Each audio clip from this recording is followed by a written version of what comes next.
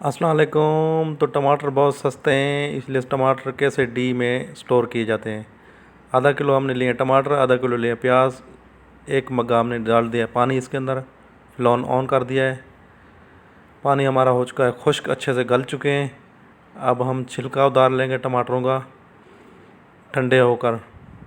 ठंडे हो चुके हैं, छिलका उतार लेंगे। दोनों को अलग अलग कर लेंगे।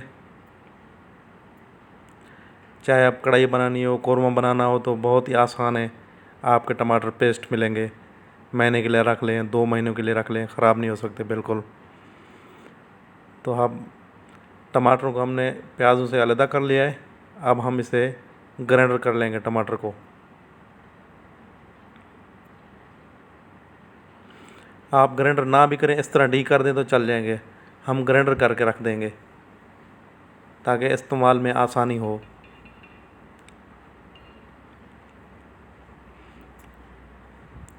हल्दी हमने इसके अंदर ऐड कर दिया, आधा टीस्पून। अच्छे से हम इसका पेस्ट बना लेंगे।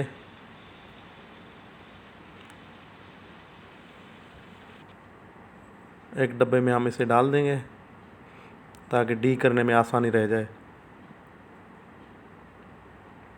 अब हम इसी तरह प्याज को ग्राइंडर कर लेंगे।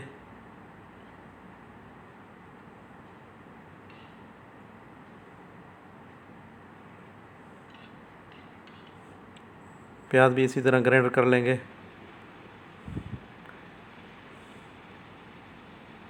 बहुत ही आसानी होती है अगर आपके टमाटर और प्याज पेस्ट पड़े हों तो। जिस तरह हमने टमाटर रखे हैं इस बर्तन में, इसी तरह हम प्याज भी रख देंगे डी करके।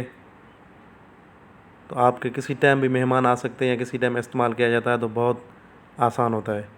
इसके साथ हमें दीजिए इजाज़त। अल्लाह हाफ़िज़।